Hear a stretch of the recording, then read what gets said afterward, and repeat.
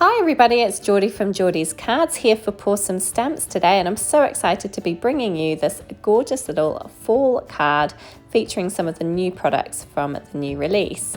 So I'm starting out with the Falling Leaves Spotlight Stencil, and then next up I have the Fall Signs stamp set. I love both of these products, they are absolutely amazing. So I have a piece of Bristol smooth cardstock measuring 5.5 by 4.25, and I've gone ahead and placed my stencil down on top of that, and I have kept the inner part of the stencil in there as well. So that's what the magnet is holding down in the middle. It's the center part of the stencil. So you can either have it out or in, depending on what look you're going for, but I wanted the center of my card to remain white, so I've kept it in there just to hold it down. So I'm going in with some Distress Oxide inks. I started out with Barn Door, which is that kind of nice rich red color. Then I'm going in with Spiced Marmalade. And I'm just using a very small blender brush to add some color to specific areas. And there's no rhyme or reason to this. I'm just kind of choosing areas and adding a little bit of color. Just kind of working my way around the stencil to make sure that I get a bit of the colors on each side. And it was a lot of fun. I enjoyed making this today. So next up I've got a ground espresso, which is this really rich brown color, and it works really, really nicely. You could obviously choose whatever colors you want. I went in with this Victorian velvet. I was a little bit unsure about using this color, but I'm really glad I did. I thought it looked really, really pretty, and it worked really nicely, particularly with that brown. So I'm adding a little bit of that all around as well. And then I've just got a few little spaces left. So I've come in with Evergreen Bough, which is I don't know how to describe this green, but it's really pretty, it's really nice, and I thought it looked good with these other colors. And as I say, I'm just kind of working my way around all the stencils so that everything is eventually colored in. And I really enjoyed it. It was a lot of fun to make. So then we get the big reveal. So I'll take everything off, take that center part out, and you can see how gorgeous is this stencil. It's so much fun. I think it would be amazing with some like stencil pastes. There would be so much you could do with this stencil. I think it would be amazing. So I've gone ahead and stamped out my little scarecrow from the Fall Signs stamp set. I think he's one of my favorite images from this release. I love a scarecrow. And I'm coloring his dungarees in to look like kind of jeans. So I've chosen B99, 97, 95, and 93. So it's quite a lot of colors for a small area. You don't need to use this many, but I just had all the markers, and I really enjoy coloring. It's kind of my downtime, so I enjoy pulling everything out and having a bit of a play around when I'm coloring. So I had a lot of fun today making this card. And isn't he just adorable? I really, really love him. He's such a cute image. This whole stamp set is a really large stamp set. There's loads of fun images and lots of great sentiments as well. Lovely sentiments for fall. There's pumpkins, there's scarecrows, there's haystacks, there's a sunflower, all sorts, falling leaves, acorns. You could do so much with this stamp set. You could create such an amazing scene. And I think it just works so nicely with this Falling Leaves Spotlight stencil. So I was really excited to have a go at playing around with this today. So for his little shirt, I'm going in with orange, and I'm using YR18, YR16, and YR12 for that. So just adding a little bit of shading towards the bottom part of his clothes. Kind of, I'm never 100% sure where to put my shadows. I just kind of eyeball it and think about where I think it would work best. So again, I'm not an expert, but I just enjoy coloring, so it's always lots of fun. I'm going in to the straw, and I'm using a YR27, 23, and 21 for that.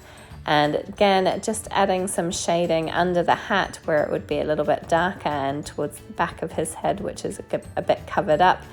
And then going in with my lighter marker. Now these are quite small areas, so you probably don't need 3 markers, I've used 3 just because, as I said, I kind of pulled all my colours out and had a lot of fun. Fall is definitely my favourite time of year. I absolutely love it, and I love everything about it. I love the colours, I love the rich tones, I love pumpkins, I love scarecrows. So I really enjoy this time of year, and I love crafting for fall. So this was so much fun to make today. So I'm just finishing off all of that straw, and then I'm going to move on to his face. And I'm using E53 and E51 for his face. I'm never 100% sure how to colour a scarecrow's face. I guess they're traditionally made out of like old sacks, I suppose. So kind of like a brownie tone would probably work really, really well. But with that straw colour and the orange, I wanted to go for a bit of a lighter shade just to make his little face stand out.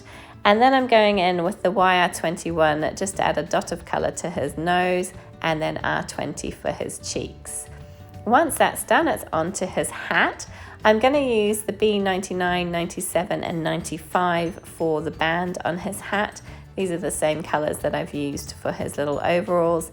I didn't want to introduce too many new colours. I wanted to keep it fairly tonal and just kind of use the same colours that I had out. And then for his actual hat, I'm using E87, E84 and E81. I really like these markers. They're kind of a khaki kind of colour.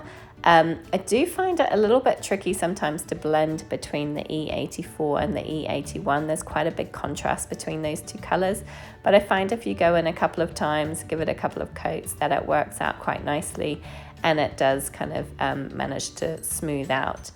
And as I say, I kind of thought that they looked really, really good with these other colour combinations that I had. I'm going to do his little bow tie in the same colours as well. And then all that's left to do is the kind of little stick that he's standing on. So for that, I'm going to be using E59 and E57. And I cut him out before I coloured him today, just because I don't always do that, but I was kind of fiddling around with my card and making sure it was all going to fit in together nicely, and I kind of had an idea of what I wanted to do, but I wanted to make sure it was all going to fit. So that's why I've cut them out before I coloured them. I don't normally do that. So I found this die in my stash. It's just an oval die with a bit of a deckled edge, and I've gone in around, I've cut it from some Desert Storm cardstock, Neenah cardstock, and I've gone around the edges with that same ground espresso Distress Oxide ink. I've just used what was left on my blender brush just to add around the edge to kind of create a bit of a tone to the edge of that oval. And I'm trying to center my little scarecrow on top of this oval. And then I've gone ahead and stamped out some of the pumpkins and the little crow, and I'm going to layer them underneath him. So I'm just trying to figure out where they're going to go. I have used the same orange markers that I used for his shirt, so YR18, 16 and 21. And for the crow, I've used N8, N6 and N4. And I'm just going to layer these around.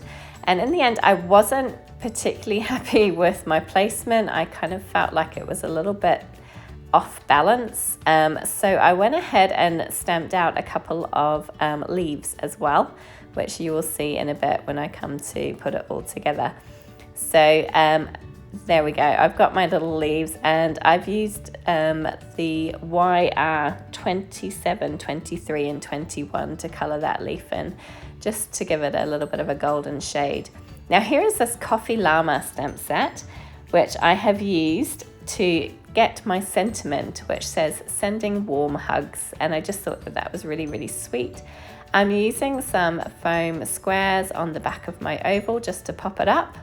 So I'm going to remove all the release paper from that, and I'm going to attach that down into that space in the middle. And I was really happy to kind of stumble across this die. It was one that I had sitting around, and I'm sure any oval nesting dies would work great. Or you could also use the kind of center of the stencil and just trace around it and then cut it out by hand, and it would work perfectly. So I've gone ahead and I've got some orange cardstock, which I've used to create my card base at 5.5 by 4.25. I've stamped the pumpkin in the inside, And then I'm just going to attach this down with some liquid glue on top and just leave a tiny border all the way around. So just trimmed my card front down by about 1/16 of an inch all the way around, just to leave a little bit of a border all the way around. And then I've added some of these cute roasted coffee sequin mix from Pawsome Stamps, just to add a little bit of bling to the front, just kind of putting them in a little trio at either edge of the card, and I'm going to lay them down with some liquid glue, and then I'm going to go in with some Nuvo crystal drops and ripened pumpkin and just add that to the center of each of those sequins, just to kind of cover up the little holes of the sequins. But I just thought that was kind of a nice little extra to add to my card. And that's it, the card is done, and I really loved making this. I loved doing the stenciling today. It was so much fun. I hope you enjoyed it. Please do give it a thumbs up if you did. Please do subscribe to my channel. I would love to have you come back and join me again. And please do check out these other videos that I've listed here for you that you might enjoy. Thank you so much for joining me today, and take care. Bye bye.